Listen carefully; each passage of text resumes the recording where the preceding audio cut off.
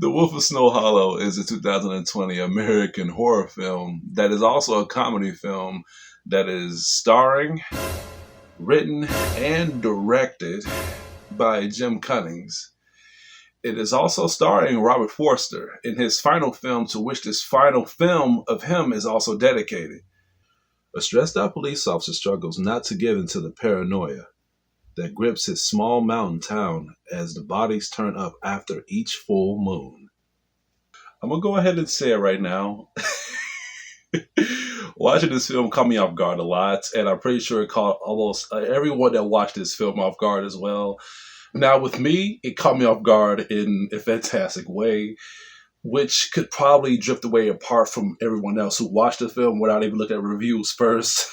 And the reason I'm saying that is because of the acting and the pacing. The acting was phenomenal, fantastic, like really won me over. Especially Jim Cummings' character. He plays as a police officer, which his name is John Marshall.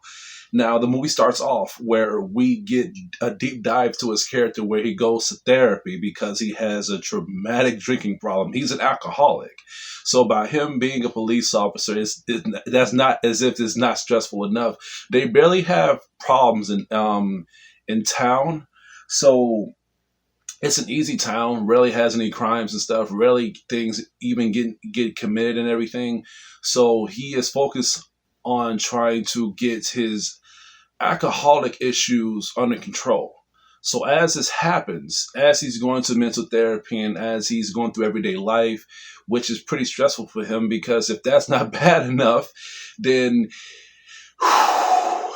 this is where the bodies appear. This is where these unknown killings occur, and we begin to see his character begin to get very frustrated as he's begin to figure out what's going on. We begin to see how people are interacting with cops when they're doing investigations. The cops on this film get treated like shit. Not just because of how they perform, but because of how they are interacting with other people, how people are interacting with cops as well when it comes to these crimes being committed. And because, like I mentioned, these cops don't really do anything. So therefore, they get caught off guard when these things happen. And this is a very serious, these are very serious incidents. And every time a full moon appears, there is like a conspiracy saying that there is a wolf going around town killing innocents. So Jim Cummings' character, John Marshall, he tries to put aside his mental therapy sessions, and he begins to try to go into an investigation and try to see what is going on and who or what is doing these killings, if it is a werewolf or if it's not a werewolf. So that's when his drinking becomes a more of a craving to him, but he still tries to condone it. He still tries to contain it, but it's very tough for him. And if that's not enough, he has a problem with his daughter. Now, they don't show his daughter a lot. His daughter is played by Chloe East, and she did good for what was given to her. There are times I forget he has a daughter because he's never around to take care of her. He's never around to try to see how things is going with her and everything like that.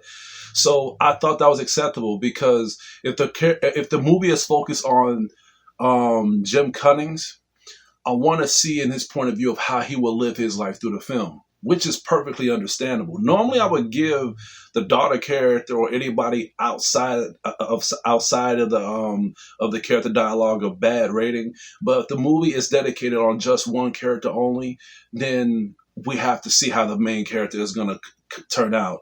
And I thought she did good for what was given to her. And just like I mentioned, by the father not being there, it was well warranted.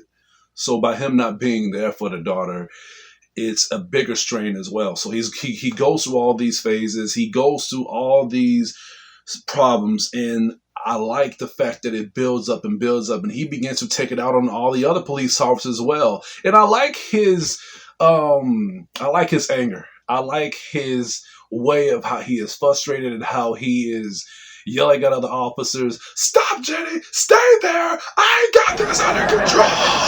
Like he tries to, it's like It's like anger hesitation, like you're yelling, but at the same time you're trying to push back your full frustration. It's hilarious to see him go through these situations. When you watch him get angry, it's like a little bit of Nicolas Cage as well.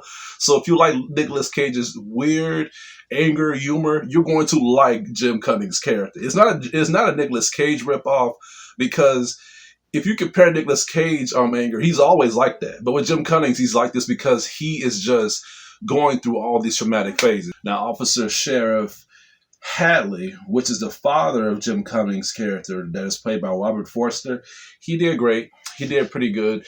Now, his father is up in age. His father has like a condition that they later explain on the film.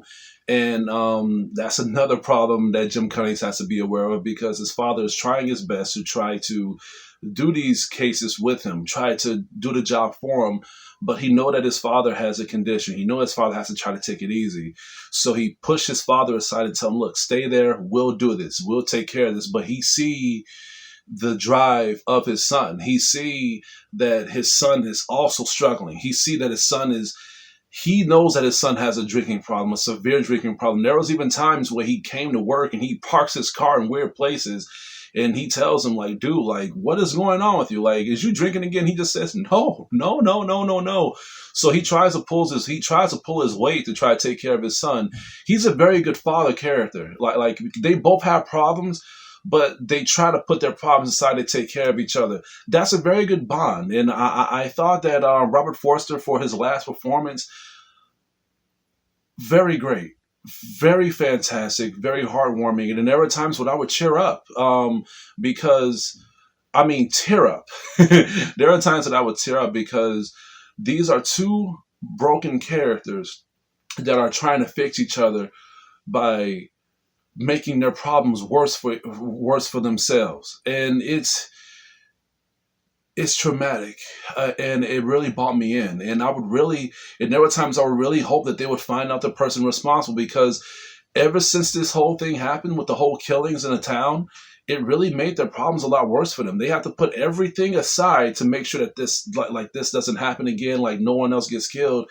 And with Jim Cunning's character, he was very unbalanced. There was times where I really think that he wouldn't be able to solve this case, and I was like, man, like you probably have to give your father the case then if you can't do it. But then his father can't do it either because he's up in age and he has a very severe condition. So to give an iconic role and to give like a story to two characters that are at that brink of breaking, that's very challenging. That's a very challenging role, and at the same time, the acting of these two characters was pushed to the limits, and it really brought me in. Now, let me talk about the issue of this film and why this movie has so much mixed reviews. I'm just talking about the acting. I'm just talking about the pacing, but I'm barely talking about the action, the horror. There is horror, and I'm barely talking about like the main culprit, the main enemy, the main cause of the killings in in Snow Hollow.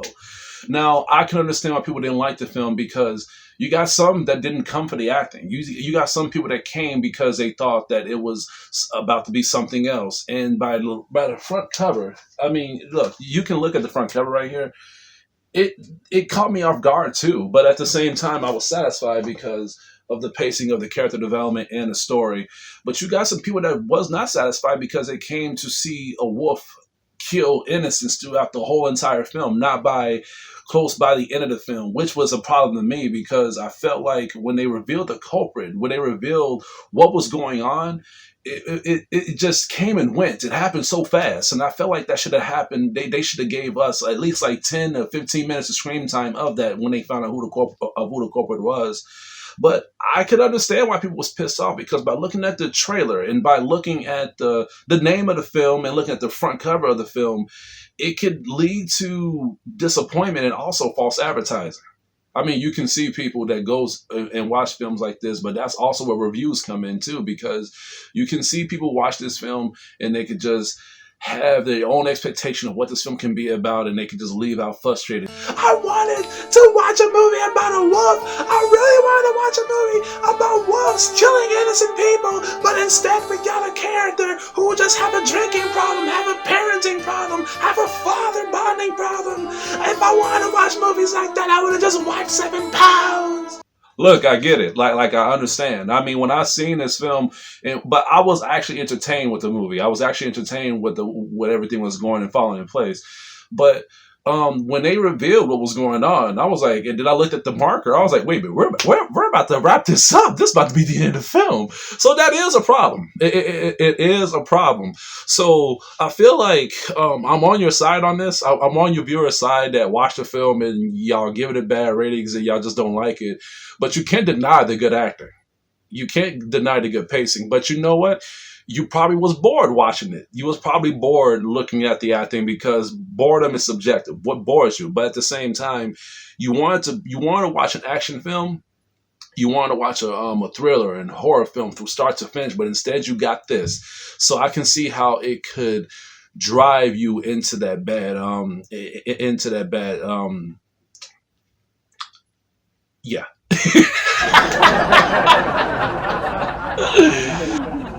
For those who was not satisfied with the film, which was a majority of people, I'm gonna have to leave this as a majority rating. And this, you can't please everybody with this film. I'm gonna have to give The Wolf of Snow Hollow a C. A little low, right? It's not good. It's not a good rating, but at the same time, I feel like with movies that has a perspective of explaining a plot to a film, but at the same time you are addressing it in a way where it's going to drift us off of watching it. You're playing a dangerous game. It's the same thing with that movie that I watched recently called Hunter x Hunter. How you would think it's about a wolf, but you don't know what it is that is causing these killings. But the reason I liked it is because it was a twist, but they kind of ruined that twist in a trailer. The Wolf of Snow Hollow is not like that. You watch the film, and it's completely not what you expected. There is really not anything that much that really pulls you in except the killings in Snow Hollow and what the reveal of what it was that was doing these killings. I feel like if they would focus more on just those aspects of just making it be what the film was supposed to be about, then it would be more satisfying to most viewers. Just saying. This review was kind of tough, but at the same time, I wanted to review this film. I'm sorry if you're hearing noise in the background, but I'm done anyway. You already heard the bell ring. That's all I have to say for today. Please stay tuned for more of my reviews and upcoming videos headed towards your way. This is your critic teacher, and you guys have a good day.